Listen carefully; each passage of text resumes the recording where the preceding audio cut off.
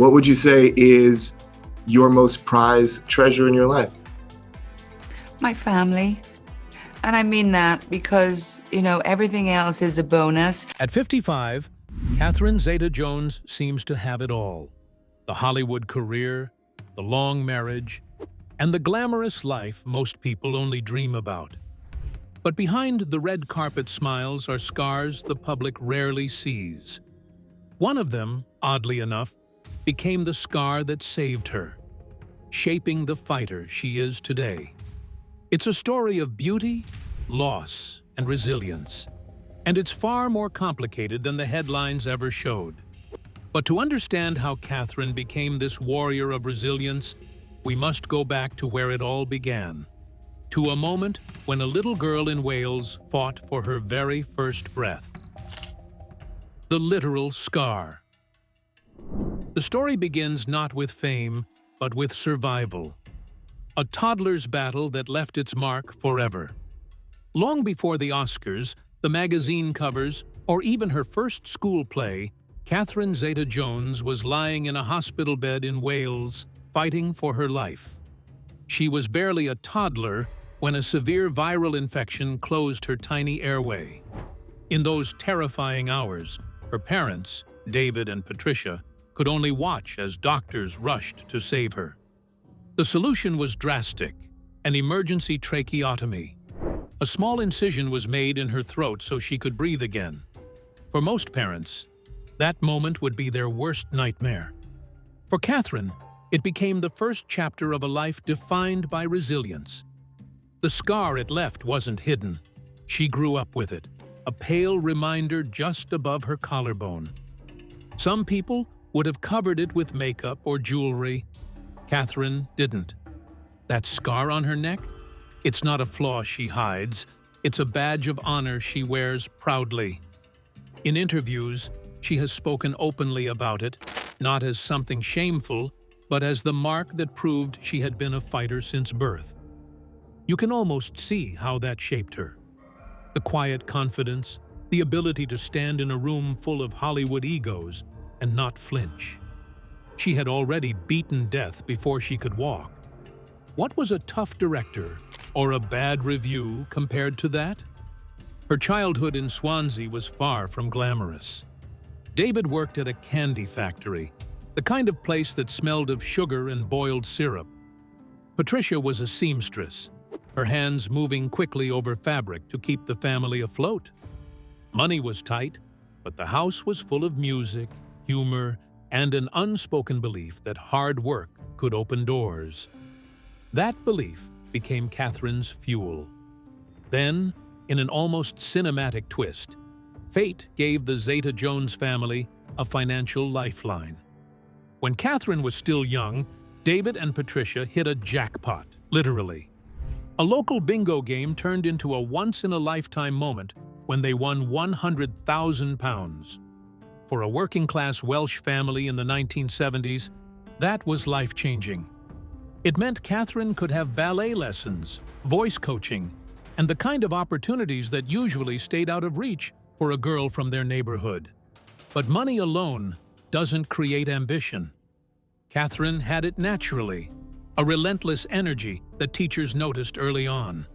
The little girl who once lay in a hospital bed struggling to breathe now had her eyes set on stages far bigger than Swansea. That tracheotomy scar didn't just mark a close call. It became a constant reminder that every breath was worth using fully. If you look at her later career, the way she pushed herself into the West End as a teenager, then into Hollywood without a safety net, you can trace the roots back to those hospital lights, that surgeon's quick decision, and the moment her parents realized they might lose their daughter. From that point on, life was a gift they weren't going to waste, and Catherine wasn't going to waste herself either. Still, there's something almost poetic in how her story starts. The very thing that could have ended her life became the thing that defined it. The scar was never airbrushed out of magazine shoots or erased in films. She leaned into it as if to say, "This is me. This is my proof." You can take the girl out of Swansea, put her on the red carpet, and surround her with diamonds. But you can't erase where she came from or the fact that she had to fight to get here. At 55, the tragedy of Catherine Zeta-Jones is beyond heartbreaking. But the truth is, her ability to survive tragedy was forged in those earliest days. The little girl who fought for her first breath would face much darker storms later on. And yet, even then, she would carry herself like someone who had already stared down the worst and refused to back away. After surviving as a toddler, Catherine soon faced another kind of survival test: the brutal world of show business, which would either make or break her young spirit. The career scar. The entertainment world tried to break her, but each rejection only made her stronger. Fresh from surviving her earliest battle, Catherine didn't slow down.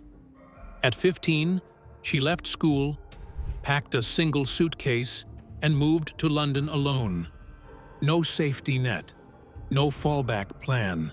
Just a teenager from Swansea, standing in endless audition lines, changing costumes in public bathrooms between casting calls, watching other girls get chosen while she learned what the directors wanted, and, more importantly, what she wouldn't compromise on.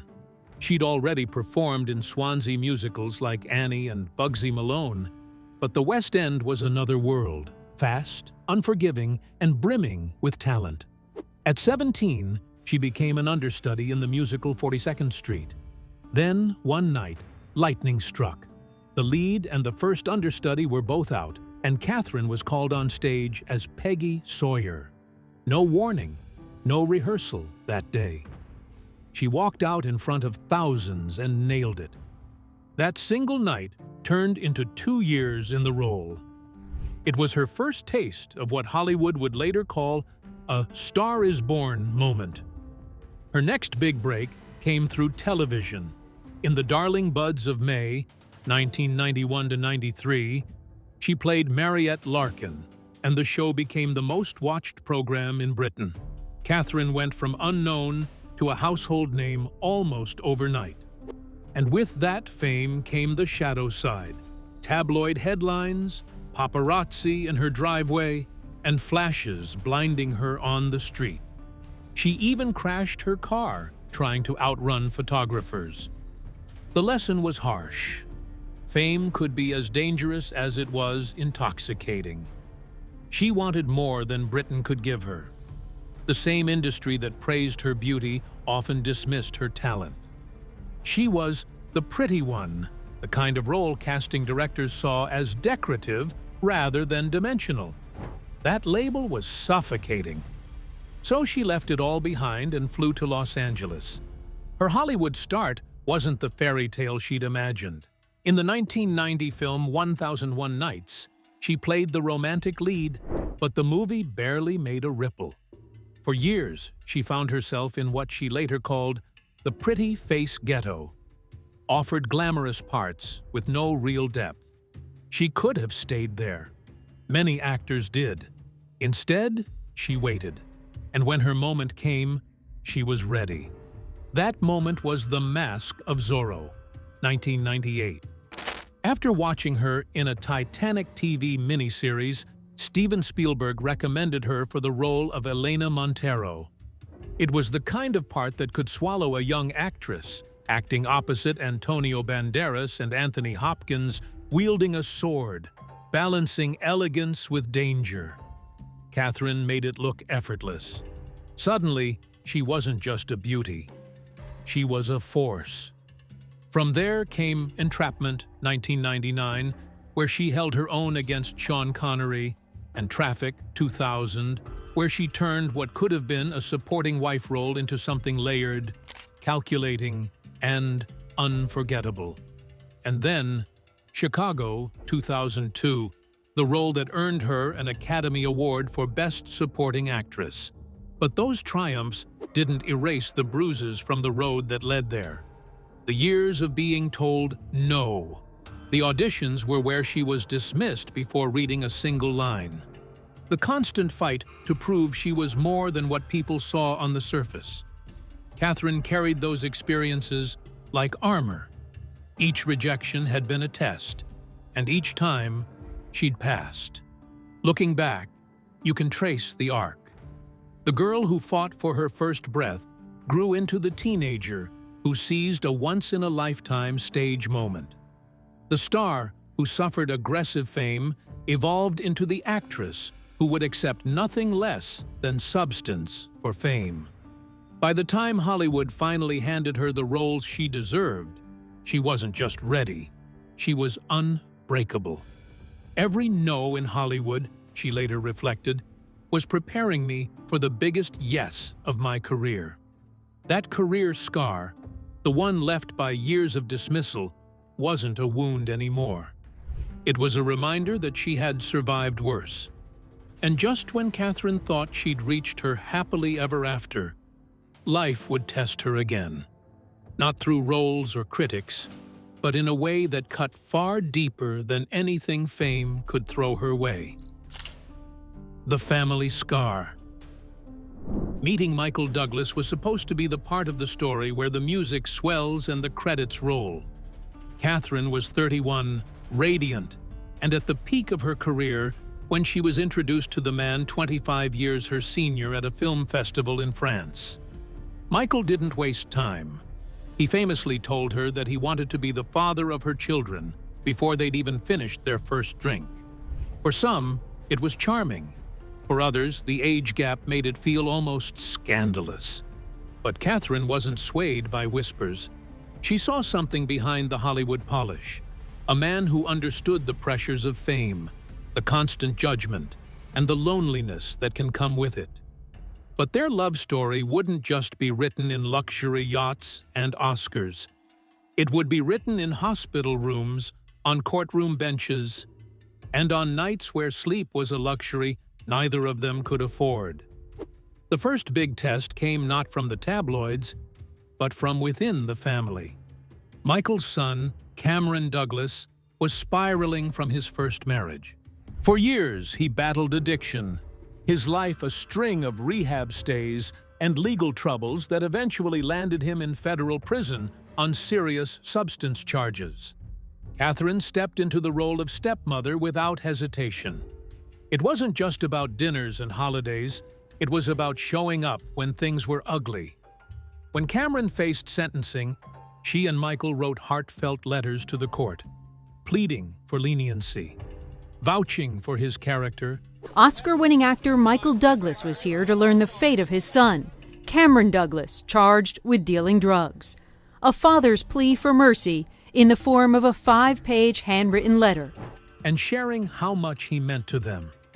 In interviews, Catherine never distanced herself from him. She spoke about Cameron with the kind of empathy that's easy to preach but hard to live. And when the verdict came, a 5-year sentence that would later stretch into 7, she stood by Michael, navigating the pain as a united front. Then, in 2010, it was blow after blow. Michael was diagnosed with stage 4 throat cancer. The odds were against him. He is a Hollywood legend, and at 65, Oscar winner Michael Douglas is taking on his toughest role after doctors discovered a tumor in his throat. Catherine, already strained from family stress, overnight became his full-time caregiver. The glamour of the red carpet was replaced with the sterile light of oncology wards. She organized treatments, spent sleepless nights in hospitals, and shielded their children from the worst of it. The fear was ever present, and the fatigue was too deep to the bone. Friends later said Catherine ran on sheer willpower, driven by love and the conviction that Michael would beat the odds. But even for the strongest couples, the strain was enormous. Between Cameron's prison sentence, Michael's grueling cancer battle, and Catherine's own mental health challenges, the marriage was struggling. While the press speculated about breakdowns, what was actually happening was something different. Catherine once said that those years didn't destroy them. They reforged them. They learned to speak hard truths, to give each other space when necessary, and to stand by each other when it mattered most. Still, in 2013, they hit pause. The headlines called it a separation, a polite Hollywood term that many saw as the beginning of the end. But Catherine and Michael insisted it was a chance to heal individually before they could heal as a couple. They took time apart, living separately, but the bond wasn't severed. Friends noticed they still spoke regularly, still showed up for family milestones, and still wore their wedding rings. While tabloids sold it as a breakup, Catherine quietly knew it was a breakthrough. By the end of 2014, they were back together. No grand public reunion, no exclusive magazine spread, just a quiet decision to keep going. They emerged from that period more aligned, more protective of their privacy, and more aware of how much they'd already survived together. Catherine once described their marriage as stronger than ever, but you could tell it wasn't the casual optimism of a newlywed. It was the voice of someone who'd sat in courtrooms, held vigil at hospital beds, and faced nights where love felt less like a feeling and more like a deliberate choice. At 55, the tragedy of Catherine Zeta-Jones is beyond heartbreaking, but it's also layered with victories the world rarely sees. She didn't just marry a Hollywood legend. She married into a set of storms that would have capsized most relationships. The age gap debates, the public scrutiny, Cameron's very public fall, Michael's cancer fight, and their own temporary split could have been enough to push them apart for good. Instead, those years became the scar tissue that made their marriage unbreakable. And yet, as much as Catherine had been the steady anchor for everyone else, there was one battle she couldn't win just by loving harder or working longer. It was the battle inside her own mind. The same resilience that got her through family crises would soon be tested in ways the public never fully understood. Because while she could stand tall in the face of outside storms, the next chapter of her life would force her to confront the most personal and invisible wound of all. But the deepest scar was yet to come, one that would force Catherine to confront her own mind. The mental health scar. When Catherine's mind became her battlefield, she chose courage over shame. But that choice didn't come out of nowhere. It came during a storm in her life that was so intense that it almost broke her completely. It was 2010, and everything around her felt like it was collapsing. Michael Douglas, her husband, had just been diagnosed with stage 4 throat cancer. The prognosis wasn't good. At the very same time, Michael's son from his first marriage, Cameron, was in federal prison for harmful substance-related charges. Catherine wasn't just juggling career demands and family life. She was holding together a household that felt like it was under siege from every direction. The pressure was relentless. Paparazzi camped outside. Every new headline seemed to twist the knife. Friends later said she was like a swan in public, calm and elegant. But underneath, she was paddling frantically just to stay afloat. And then, quietly, something inside her snapped. That year, Catherine had her first bipolar episode. It was announced yesterday she's been treated for bipolar II disorder, a condition which can be made worse by stress. It was frightening, confusing, and nothing she had ever experienced before. Her mood swings became extreme, and her anxiety intolerable. Finally, she made a decision that would change her life. She checked herself into Silver Hill Hospital in Connecticut, a respected mental health facility. It should have been a private step toward recovery, but it didn't stay private for long. While she was still in treatment, another patient leaked her diagnosis to the press. One day, Catherine was quietly concentrating on her therapy, and the next, she was splashed all over headlines as the Hollywood star secretly battling bipolar disorder. It was a violation not just of privacy, but of trust. And of course, the media pounced. For weeks, tabloids treated her mental health like it was a scandal instead of an illness. Commentators speculated. Trolls made cruel jokes. Some framed it as a career-ending revelation. Michael Douglas, in the middle of his own battle with cancer, refused to let the narrative twist her story. When he appeared on Oprah, he didn't hide it or downplay it. He spoke openly about Catherine's condition, describing how proud he was of her for getting help and how mental illness should be treated like any other health issue.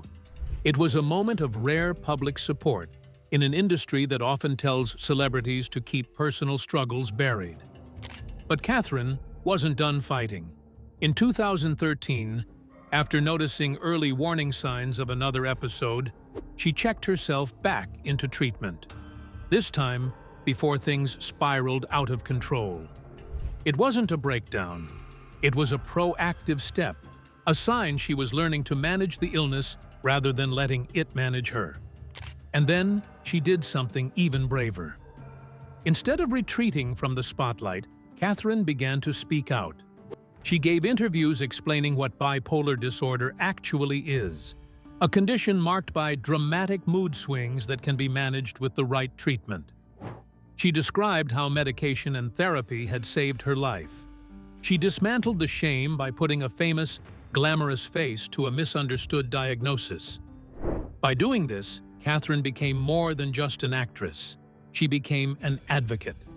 Her openness contributed to reducing the stigma surrounding mental illness, especially in an industry that is so fixated with perfection. Fans who had quietly battled their own mental health challenges suddenly had someone they could point to and say, "If she can talk about it, maybe I can too." She later admitted that speaking openly was terrifying at first. Hollywood has a short memory for vulnerability, but a long memory for scandal. Still, she believed the risk was worth it. Catherine not only survived bipolar disease, but she turned it into a superpower, empathy. This helped her connect with the human condition on a deeper level than any magazine cover or award could ever do. Her journey wasn't just a miracle cure story. She didn't cloak herself with an illusion that she now had all the answers. She acknowledged that some days were still hard, but she also showed that it was possible to live fully, love deeply, and work at the highest level while managing a mental health condition. And that's the real scar, not the one people see, but the one she carries inside. The scar taught her that strength isn't about never breaking. It's about knowing how to put yourself back together. Yet even as she rebuilt herself in the public eye, the world wasn't done testing her, because the woman who had nearly broken under the weight of public scrutiny was about to face another nightmare. One that didn't come from illness, but from obsession, a twisted stalker. The public scar. It began with letters. Strange, venomous letters started showing up in early 2004. At first, Catherine thought they were just another ugly byproduct of fame. But these weren't your typical fan rants. They were personal, detailed. They spoke of her death with a kind of cold fascination that made her blood run cold. The writer was a 32-year-old woman named Dawnette Knight, and she was obsessed, not with Catherine, but with her husband, Michael Douglas. Knight had convinced herself that Catherine was standing in the way of some imagined relationship with Michael. And in her mind, the solution was simple. Catherine had to be eliminated. The threats escalated quickly. Knight's letters weren't just angry, they were graphic. In one, she described wanting to kill Catherine in ways too disturbing to print. In another, she referenced satanic visions of harming her.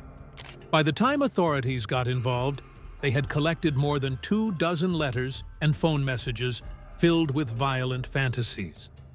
Catherine later admitted that reading them was like having someone step inside your nightmares. She wasn't exaggerating. The threats were so specific and so relentless that she began to fear not just for herself, but for her children. Dylan was just 3 years old at the time, and Karis was barely a toddler.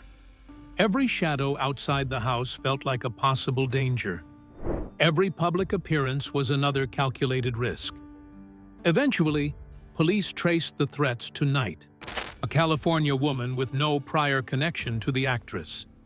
Knight was arrested in June 2004, and what followed was one of the most surreal experiences of Catherine's life. She had to stand in a courtroom, face her stalker, and read aloud the words that had haunted her for months. Her testimony was calm, but chilling. She described how the threats had disturbed her to the point of physical illness, how she'd been unable to sleep, and how she'd felt like a prisoner in her own life. And then she read directly from Knight's letters, lines so violent that even hardened court reporters looked up from their notes. One read, "We are going to slice her up like meat on a bone and feed her to the dogs." Another, "Your beautiful eyes will not be beautiful when I get through with you." For Catherine, the moment was both terrifying and strangely empowering. She wasn't hiding behind lawyers or statements. She was looking her stalker in the eye and saying, "I see you. I'm not afraid to speak." The defense tried to paint Knight as a lovesick woman who had simply got carried away with her feelings for Michael Douglas. They said she hadn't intended to actually harm anyone. But the sheer volume and viciousness of the threats told another story. In the end, Knight pleaded guilty to stalking and making criminal threats. She was sentenced to 3 years in prison. For Catherine, the trial was a victory, but not a clean one. Stalking cases rarely end neatly. Even with Knight behind bars, the sense of violation lingered. She described feeling as though a psychological door had been opened, one where the idea that someone, somewhere, might be plotting to hurt you never fully goes away. What made it worse was the timing.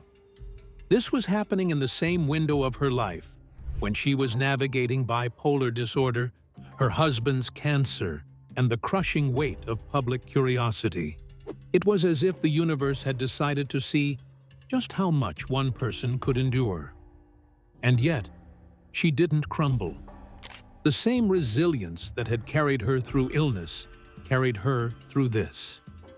Catherine poured herself back into work, taking roles that reminded audiences and herself that she was still here, still powerful. She and Michael retreated from the constant public glare when they could, building a life that was deliberately smaller and more private. Still, Catherine never forgot the stalker's letters. They became part of her personal history. Another scar, this one visible only in the way she scanned a room and the way she instinctively positioned herself in public spaces.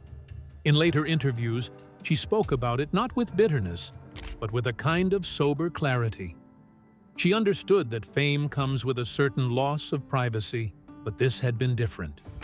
This was about safety, about the sanctity of home, and about drawing a hard line between the public figure and the private person. She also became more outspoken about the need for stronger protections for stalking victims, especially women in the public eye. Fame doesn't shield you from danger, she pointed out. Sometimes it makes you more of a target. By the time Knight served her sentence, Catherine had already moved forward in her life. She had weathered 2 storms, one inside her own mind, one in the form of a very real threat, and she had emerged with her career, her family, and her dignity intact. But these experiences changed her. The Catherine Zeta-Jones the world sees today is still glamorous and still magnetic on screen, but there's an edge of steel beneath the surface now. The little girl from Wales who once fought for her first breath has spent her life learning to fight for every moment after. The healed scars. At 55, the tragedy of Catherine Zeta-Jones is beyond heartbreaking. But here's the twist most headlines never mention. Catherine isn't just surviving, she's thriving. The scars the world once pitied, she wears them like armor, proof of battles fought and won. If you only knew her from red carpets or glossy interviews, you might think her story ended with heartbreak. It didn't. It pivoted. And that pivot is where Catherine becomes even more compelling.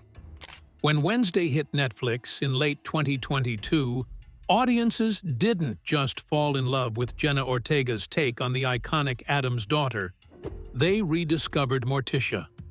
Catherine stepped into the role with a kind of effortless command, the kind that comes only from someone who has lived, lost, and learned. It wasn't just a gig. It was a cultural moment. The show pulled in over 1 billion viewing hours, but the real win for Catherine was personal. It reminded Hollywood, and maybe even herself, that she was still in the game, not just as a familiar face, but as a force. Now, with Wednesday's second season underway, she's not chasing roles like she once did in her 20s. She's choosing them selectively, carefully, like someone who knows exactly what she wants to put her name on. In November 2023, she and Michael Douglas quietly celebrated their 25th wedding anniversary. In Hollywood years, that's a Diamond Jubilee. They've weathered tabloid storms, health scares, and even a 2013 separation that had people betting against them. Catherine calls their marriage her greatest accomplishment, not the Oscar, not the fame. And keeping their family grounded through it all might be even more impressive. While reclaiming her space on screen, her children were building their own futures. I'm so incredibly excited for him and the idea of him going to college because I know he's just going to love that experience so much. Dylan graduated from college in 2022. Karis followed in 2024. Watching them walk across those stages wasn't just a proud mom moment. It was proof the life she built outside the spotlight thrived too. Catherine has said her children were her anchor through her darkest seasons. She's also using her platform differently now. More than a decade ago, she revealed her battle with bipolar disorder, a confession tabloids treated like a scandal. Today, she speaks openly about it, showing that even someone with an Oscar and a Hollywood address can still need help, have bad days, and be proud of managing them. For fans quietly fighting their own battles, that's powerful. Through it all, she's kept her roots. Catherine still visits her parents in Swansea, Wales, where she grew up. Those ties aren't just nostalgia. They're her reset button, a reminder of the girl who once sang in working men's clubs before Hollywood knew her name. She's also embraced the realities of aging in an industry obsessed with youth. Catherine talks about the pressure to stay camera-ready. But she leans into the idea that confidence, not perfection, is the real currency. For her, scars, whether physical or emotional, are markers, not flaws. They refine you. Every challenge she's faced, from career lulls to public heartbreak, has become part of that refinement. Her message to fans carrying more baggage than beauty is simple. Your scars aren't your shame. They're your story. And for Catherine, they're proof that tragedy can carve the space for triumph. So yes, at 55, Catherine Zeta-Jones is living proof that the story doesn't end with heartbreak. Not if you decide to write the next chapter yourself. She's been the ingenue, the leading lady, the fighter in the shadows, and the survivor in the spotlight. And every scar she carries, whether the world can see it or not, has become part of the armor that makes her who she is today. But in a business obsessed with youth and novelty, how long can even the strongest survive before Hollywood tries to write them off? And when that moment comes, is the real battle about staying relevant or about deciding you don't have to be?